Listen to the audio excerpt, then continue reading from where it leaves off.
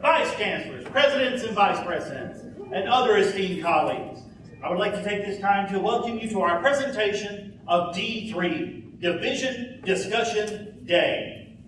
It is the goal of myself and my fellow presenters, Marcia Hasenyager, Joe Williams, Tremaya Reynolds, and our team leader, Arturo Ozuna, that by the end of this presentation, you will share our vision, our inspiration of what D3 is, and what it can mean to each of our divisions as we get together for Conference Day, Division Retreat Days. Each of my fellow presenters will bring before you ideas, suggestions, tips, tricks, whatever will work, that will bring us each together as campuses, enhance communication, and make divisions work better together. D3, this is the why. During our initial leadership group discussions, it became apparent very quickly that we had members from the different campuses across the district, but that the campuses operated almost as if they were their own island. Since we had members on our leadership team from each college, we were curious to learn about how the different divisions and departments operated at the other campuses. Our curiosity led to discussions in which we agreed to develop an event where PSS employees would be able to get together to share ideas, promote innovation, and increase collaboration through meaningful discussions and training opportunities. Thank you, Marcia. What our team is proposing is the development of a division discussion day. This day would be a one-day annual event designed to foster renewed engagement, collaboration, and innovation among the professional support staff within the Dallas County Community College District. This day would primarily be managed by the professional support staff, but would include input from professional support staff within each division. The day would have to be highly flexible in order to meet the needs and demands of specific divisions. As an example, a D3 session designed for facilities is vastly different from a D3 event designed for business services or IT. However, the mission remains the same, which is to promote communication, collaboration, and innovation. In order to do this, D3 events would have to be designed to allow for dialogue and discussion between the attendees and the presenters. Facilitators would be encouraged to incorporate interactivity and best practices within their sessions. This would allow for the attendees to share their experiences and breakthroughs as it pertains to the subject topic or to the presentation that is being handled at that time.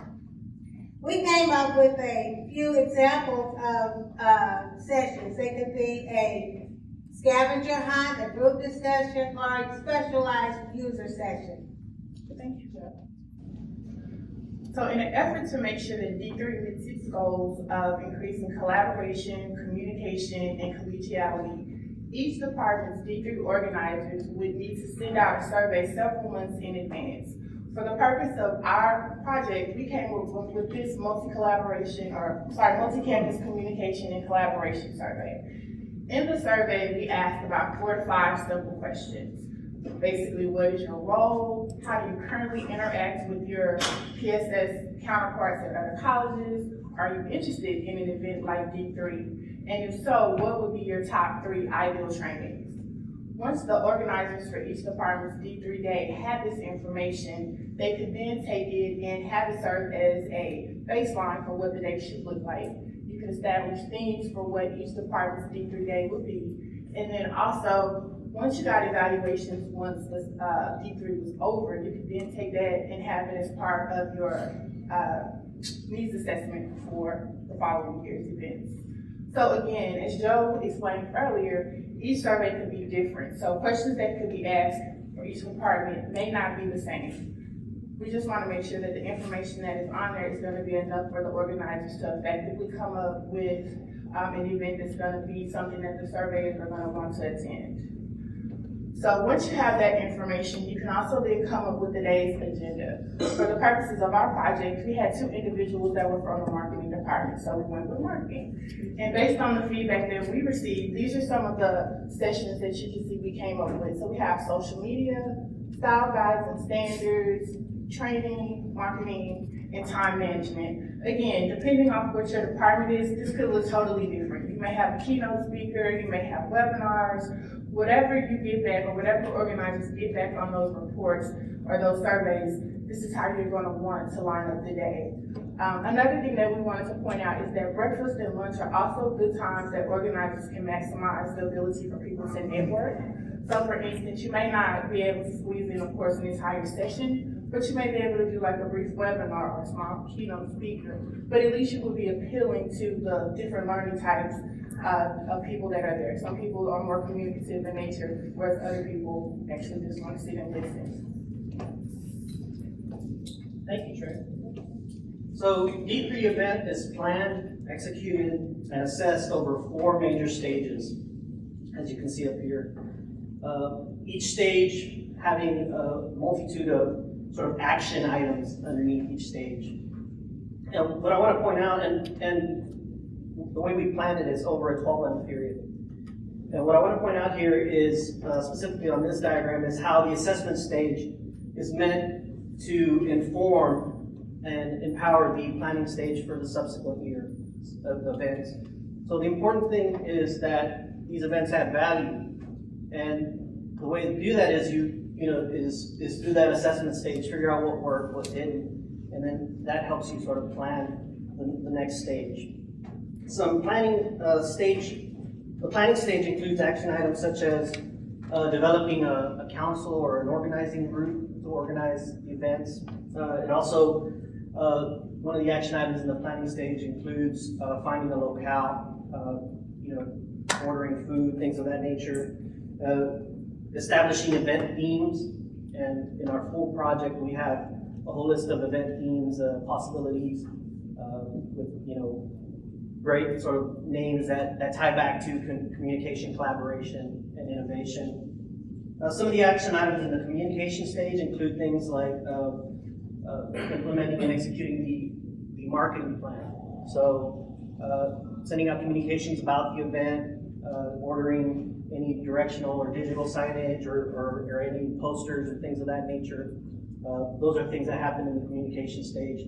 The event stage really are all the events, all the action items that needs to be executed for that day, right? For the day of the event. So these include potentially working with a plenary speaker if you're bringing someone in. It could be managing all the logistics on campus. It could be working with caterers, things of that nature. And again, the assessment stage, it could be several things. It could be a survey, focus groups, and I'll talk a little bit more about that in the next slide here. So briefly, these are some items that warrant consideration when you're planning the D3 event. Budgetary items, you'll want to have those up front early on in the planning stages. You may not be able to book someone like Malcolm Gladwell or something like that, right? But if you have ideas about speakers, you may want to book a certain speaker to talk about something that your needs assessment has pointed out, and you don't have someone on hand with that knowledge. Certainly you could bring someone in, and you want to make sure that you've got that all in your budget early on in the planning stage. Another thing I would say is, if you're planning an event at a certain campus and you decided that locale, engage early on with that host campus. Host campus plan events all the time, and they've got folks on that campus that you can go to, work with, and they may have specific caterers that work really well with their campus, things of that nature. Some of the campus have organizations like student ambassadors that may be able to help on the day of an event, or other types of organizations and partnerships that may be able to serve some sort of purpose on the day of the event. And the last item, which is again can't stress enough, is assessing the value of the event You know, an event like this is only meant to grow and be responsive, right? And the only way to do that is to really know what's working and what's not. So if your survey says, you know, yeah, we're communicating, but we're not collaborating, well then maybe the focus should be collaboration. And then the next year you're collaborating, but maybe you're not innovating. So maybe the focus becomes innovation, and it should sort of grow and build. And the only way to do that is to sort of convene the groups that organize these events and have them talk about what's that next step, you know, continuous improvement and whatnot. So those are our items that we wanted to share with you. So Thank you, Arturo. Now that we have come to the end of our presentation, we want to open up the floor. Does anyone have any questions? Or was an item maybe that we mentioned that you would like to have further details on, discuss about? Now's the time to do it. Thank you very much.